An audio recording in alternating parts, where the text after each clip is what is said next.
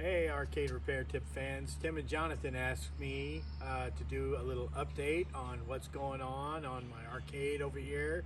And remember, I'm Stanley, and Stan, the arcade repairman of Palestine right now. And welcome to my arcade, but welcome to the lake at 31 Pines, and where my arcade's at.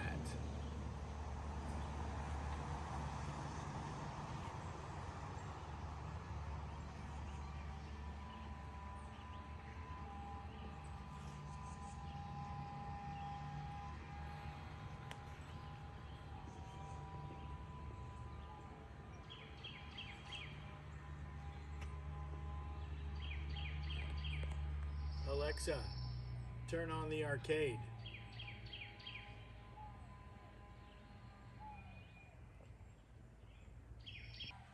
All right, well, come on into the arcade. This is my 70 game arcade out here at the lake. So I finally have an arcade where I've got all my arcade pieces together, the ones that I've collected up over the years that I've gotten from Tim or Jonathan, from friends, from arcade auctions or whatever. But I have a 1,000 square foot arcade here that is just dedicated towards to the arcade hobby and the restoration of it. So I do a lot of monitor repair here, a lot of different repair, board level repairs here, just because I got to keep them running. You know what we say is fix the game, play the game. So come on inside.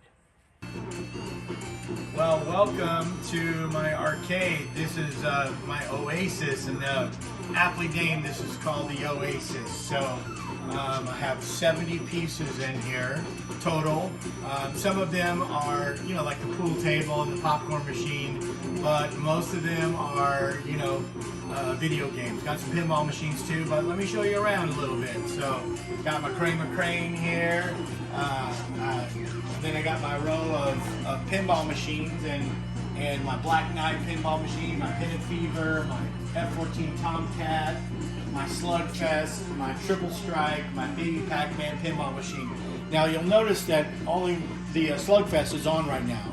I've been doing all my wiring inside, and I finished all my wiring, and I set everything up on smart plugs, and so it's all voice activated. And so I'm still doing my outside power, and so right now I only turn on about 11 games at a time until I get my outside panel finished. But everything is on these Casa smart plugs, which are super cool because they're individually addressable. So I could tell the smart assistant to turn off the Slugfest and turn on the Black Knight. So Alexa, turn off the Slugfest, and she'll do it. And I'll tell her, Alexa, turn on the Black Knight, and comes on the Black Knight. So everything is wired that way. From the Pac-Man over here on your other side, the Pac-Man is on and it's playing awesome. Still got a little hum bar that I'm working on. I think I just keep the hum bar just for good feeling. But then, Alexa, turn off the Pac-Man. Alexa, turn on the Donkey Kong. And then the Donkey Kong comes on. So everything is wired with smart plugs and home automation involved. So it's really cool. But come on back, I've got a few customs in here that I've been working on. So of course, I got my Dynamo pool table under my Super Pac-Man twin bed sheet, and then I've got my Sega 18-wheeler. Alexa, turn on the 18-wheeler. And she'll turn on the 18-wheeler. So everything, and you'll notice this big old TV sitting here. Someone gave this to me the other day, and I'm gonna use this tube in it because, as you know, CRTs are high commodity. So I'm fixing lots of tubes, so keeping a lot of parts around, and I've been doing a lot of chassis repairs. And so I've gotten, you kind of have to get good at it or you don't have working monitors. So I got my wife a foosball table because she needs some presents in here. And that's her thumb right there. And she's my videographer today. Now there's my Sega 18-wheeler and my Skee Ball Extreme. Now this San Francisco Rush over here is my latest custom. So I tell you, I was playing Burnout Paradise, and man, Burnout Paradise is such a great game. And I was like, man, they should have made it into an arcade. And years ago, I got 2 of these San Francisco Rushes and converted them and made it into one. And I always had this empty cabinet. So I said, man, I'm going to make Burnout into a environmental game. And so I started and I worked the project, and I went through all the different Burnout versions, and Burnout 3 Takedown works the best in there. And I have an original Xbox in there, not an Xbox 360 or an Xbox One, but the original Xbox in there playing Burnout Takedown. And I got a steering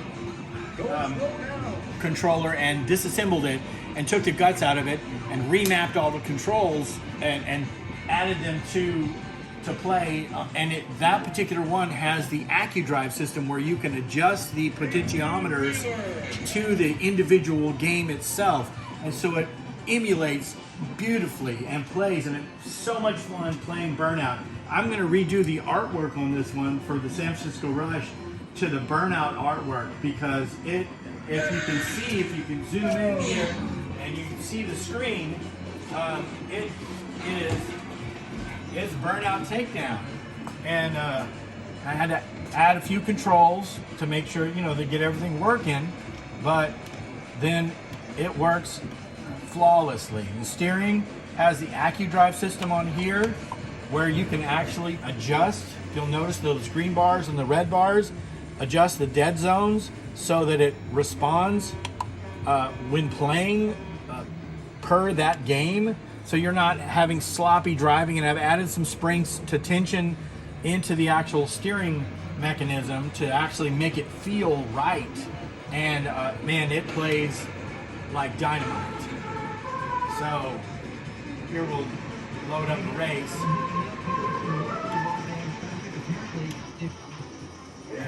And it's like playing Burnout Paradise on your couch, but in an environmental.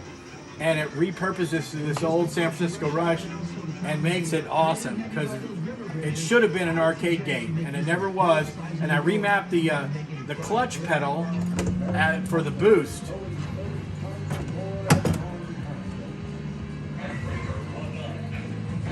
And you can keep up. The steering's good. Yeah, I just got the takedown on that dude.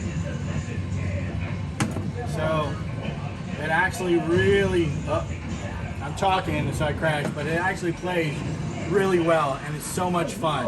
And with the soundtrack, and so we got, the boost as the clutch, and because Burnout just did automatics, and so it works, but the steering works good, so you can just kind of weave in and out of traffic, and drift in with your brake pedal.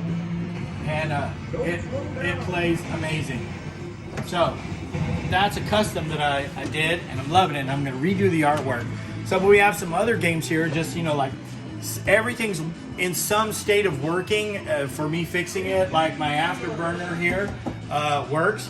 I need to get some wheels on it. Right now I have a dolly on it, and it's got a squeaky fan. This Street Fighter 2 Championship, I need a new control panel, but I just fixed that one up. Alexa, turn off the San Francisco Rush. Alexa, turn on the Street Fighter 2. And she'll turn the Street Fighter 2 on. So the automation is just great because you don't have to mess with it. It did take a little bit of work to map out, but those Casa Smart plugs do another really cool feature, is they do power management on there. So you know how much wattage, how much amps, how much volts each plug or each game is pulling, and so you know how to distribute your power throughout your arcade, so you're not popping breakers all the time. So it works really well. So my Street Fighter 2 is up and working. I had some suicide boards that I worked on and got them functioning, and so that's great. Alexa, turn off the Street Fighter. She may not be able to hear me, but if you look down this way, we got the Seawolf that used to belong to my buddy Tim, and I got it working and playing. Alexa, turn on the Seawolf. and then the Seawolf comes on. This is the oldest game in the arcade here. This one, you know, from 76, 77 era, and my Space Invaders around the corner from 78. But the Seawolf, you know, I just got done oiling the top periscope so it wouldn't be so squeaky. But you can see the screens coming on, and it's got all the lights working on inside here, the coin, and the sounds, the explosions, the ships. This one took a while to get working, but piece of arcade history right there. So I even put a new button on it to reset the high score. So my buddies come over. So down here, we've got Berserk, Gyrus, Missile Command, Vanguard, Joust, Multi-Williams, an Arkanoid, a Centipede, my Asteroids. If you'll notice, this Asteroids is a little short. It has gone through some damage at the bottom, and so I'm building a new bottom for it. And right now it's short. So come around the corner here. I'll show you some more. So down this row here, I got my Spy Hunter, my Millipede, my Miss Pac-Man, my Burger Time. Here is a Snack Attack game that I got from Tim's father-in-law years ago, and then my Moon Patrol and Sinistar. Thank you, Tim, that I got from Tim, and the Defender.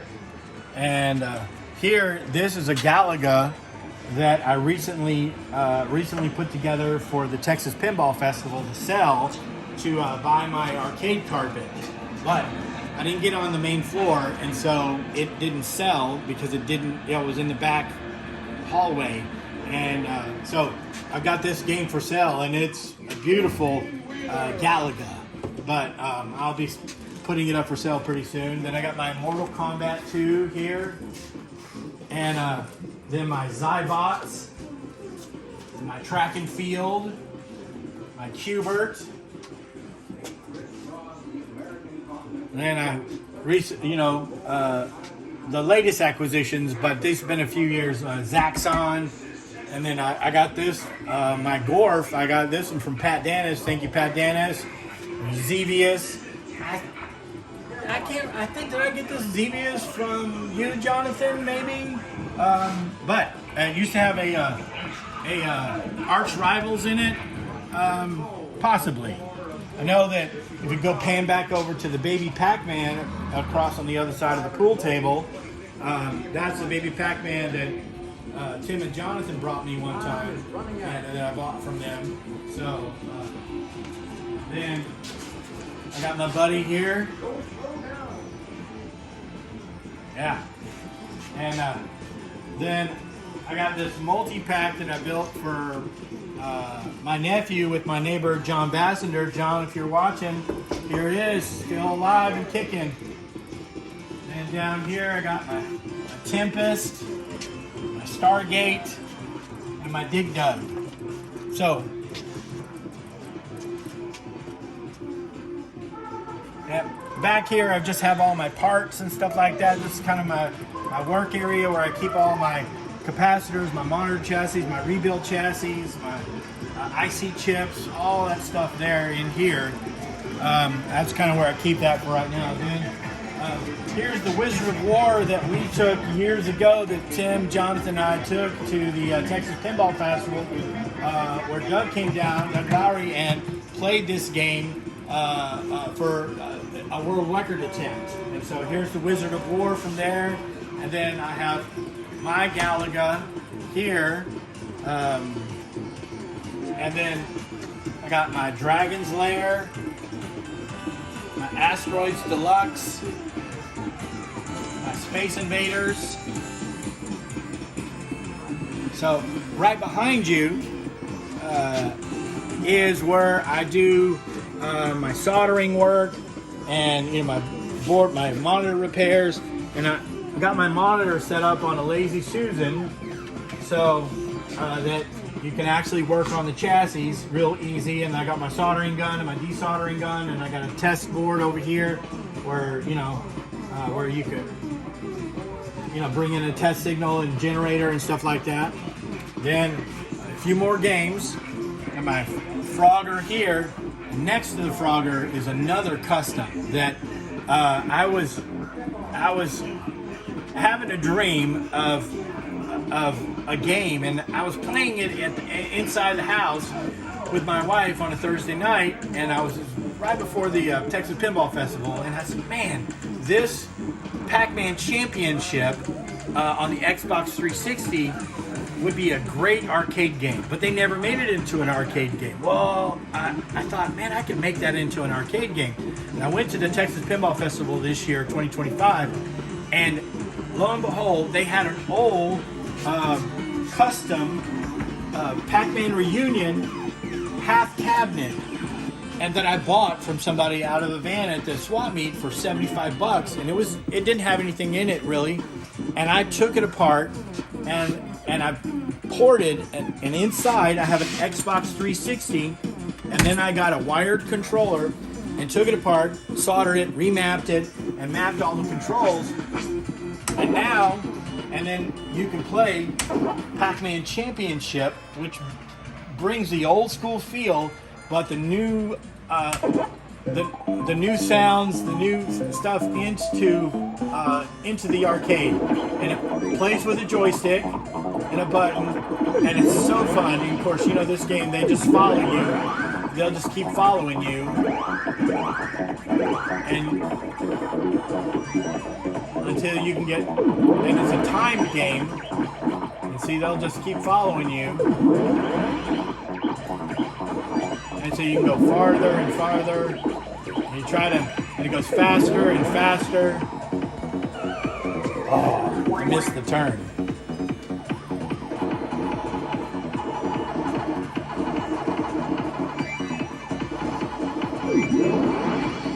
They'll just keep following you until you find a power pellet. Look, there's one. And then you can just tear them up. And it just is an incredibly fun game as an arcade game. It's kind of like, having a little tiny Pac-Man Royale here. I know the gameplay is a little different, but it kind of feels in that same era. But just took some old tech and found this TV and fixed the TV. And slapped it up here with a Xbox 360 that I found at Retro Palooza for like $50, and made it into a custom. And so it's a really fun custom. So, and it's just an Xbox game, but it plays great. And I got my took this old toy pusher and made it into a Pac-Man game pusher. So put a bunch of tokens. There's all kinds of tokens in there. There's some Chuck E. Cheese tokens. There are tokens from every place. Border Town, all over. And even Varcade Entertainment. There are some Varcade Entertainment tokens there, guys. And then my Tron here. And then my jukebox here, and then my pole position here,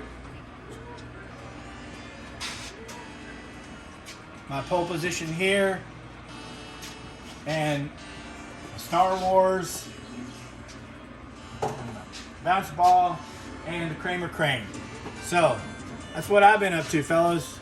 So just play the game and fix the game, and keep on trucking.